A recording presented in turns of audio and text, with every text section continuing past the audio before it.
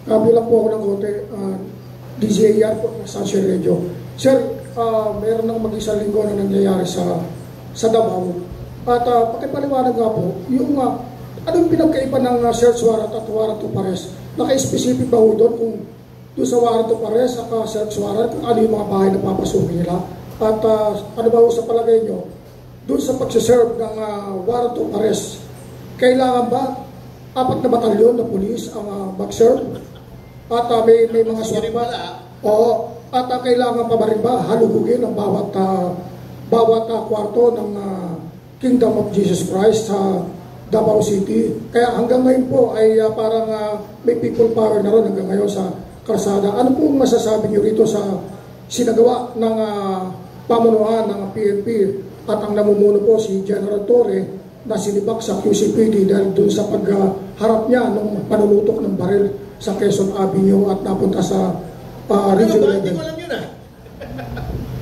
Hindi ko alam yun. Anyway, ito, parehas na sagot. You can fact check this also. Okay. Warrant. Okay, may warrant of arrest. Ngayon, ang warrant, ang warrant nakalagay, di ba, specifically stating the person to be seized, or the places and things to be searched. Nasa Bill of Rights yan. Okay, pangalan, tama yung pangalan. Hahanapin mo yan ngayon. Now, if the arresting officer or officers have reasonable grounds to believe that a person is inside the house, room, enclosure, etc., pwede po silang pumasok doon. Pwede naman. Wala naman kaming sinasabing hindi pwede. Okay. Una, sasabihin mo muna, pwede ho ba kami pumasok kasi may warrant. Pag ayaw, you can break in. Wala namang problema. Yan, parehas na sagot sa tanong. Ngunit, kapag ikaw ay pumasok dyan, sinerch mo, by the way, warrant of arrest lang yan, hindi search warrant yan. Hindi ka pwede mag-upis ka ng kahit ano dyan, Kahit ano makita mo dyan, except in plain sight. In plain sight. Hindi ka pwedeng naghuhukay-hukay ka dyan, whatever. Pag sinerch mo yung premises at hindi mo nakita yung tao, umalis ka na. Okay. Kung gusto mo, pulis ka naman, i-surveillance mo, maglagay ka ng mga tao sa harap. Pero for you to enter, hindi nyo nakita, hindi ka na umalis, hindi pwede yun naman. Sa planeta, legal yun. Kasi, tinake over mo na yung property, binayolate mo na yung privacy ng mga tao. That's private property. Bakit ka na doon? In this case, ano pa, ginagamit pa sa worship. Hanapin mo. Bahala ka sa buhay mo, maghanap ka. Di ba, pinakita yung litrato, nakita yung viral, hinahanap nila si Pastor Kibuloy sa loob ng Shurak. May Shurak doon, tinitignan nila, bakit nandito si Pastor nagtatago sa loob ng sapatos?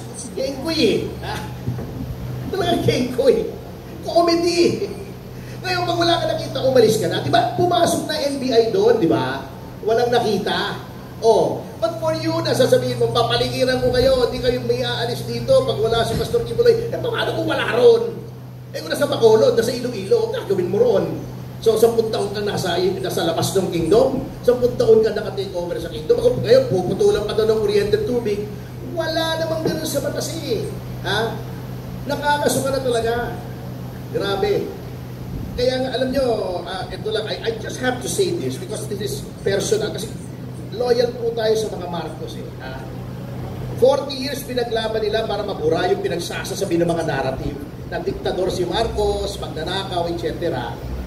Si Junior, parang pinatutunayan niya na kung anong sinasabi. Sa kanila yung totoo Alam nyo, sad to say, Mr. Marcos Jr. will end up as a tragic figure in history. As someone given the golden opportunity, not given to millions. Sinong binigyan ng ganyang oportunidad na itayo mo uli ang pangalan, ang iyong pangalan, ang pangalan ng ama mo na Marcos? Anong ginawa mo? Itong ginawa mo. Well, he should have taken his lesson from Noynoy. Ano nangyari kay Noynoy? He died alone. Miserable. Walang nagmahal sa kanya. Na hindi nga niya kasama yung pamilya niya nung namatay siya It's going to be a tragic figure, I'm telling you. History will judge him accordingly. At 3 taon na lang yan. Yun nga sinasabi ko, someone should be whispering in his ear, look behind you, you are but a man. You are not a God. Attorney, last na lang. Anong pwedeng ikaso sa mga PNP official na kumugkob sa AOJC hanggang sa ngayon? At hindi na sila pwedeng palabas ng mga tao sa loob ng mga miyembro ng KJOC at hindi rin pwedeng pumasok sa loob. Second, yung warrant of arrest ba hanggang kailan mapapasuyan? Hindi, dapat dyan may return eh. I-return mo yan whether served or unserved. Mapapaso yan, kaya nga siguro na may pressure sila. Pero yung sasabihin mong hindi pwedeng pumasok, hindi pwedeng lumabas, unang-una grave coercion yan. But you know, I will leave all of that to my more able colleague in Davao, si Attorney Boben Torion. Siya nasa field kasi siya nakakakita. Pero nakita niyo naman siguro lahat ng video, yung isang babaeng ministro, yung isang babaeng opisyal ng KOJC, patraidor, nakatalikod yung babae, si Sister Nori, biglang pumunta sa pulis, spray ng pepper spray sa mukha. Yun ba naman asal ng pulis. Bago, nakita nyo ba yung naninigarilyo ng pulis, sinisita sila, ayaw makinig, di ba? Hoy, nasa Davao ka, bawal manigarilyo rito. Oh, yung mga ganung pambabastos, conduct unbecoming yun eh. It's so sad to see our police na naging ganito na sa ilalim ng administrasyon na to. Galing din po ako sa DILG. I was Assistant Secretary of DILG at one time during the time of Mayor Lim. At actually, in all fairness, kami ni Ping Lacson nag-away kami niyan. Ako nagpawaran sa kanya, remember? Doon sa Desel Corbito, murder case. Nagtago nga siya, di ba? Yun ang ginagamit kong phrase ngayon, fugitive from injustice. Hiniram ko kay Ping Lacson yun thanks sa Tata Ping. Anyway, at this time na yun, napaka-professional ng police. Even during so many administrations, napaka-professional ng police.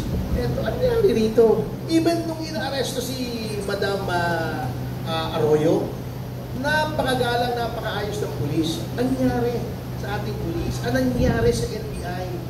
If there is one thing that I'd like to fault this administration is yung deprofessionalization ng NBI at saka ng police force na. Grabe. Okay. Sandra, may tanong ka, Sandra? Okay na, natanong na. Thank you. Sino?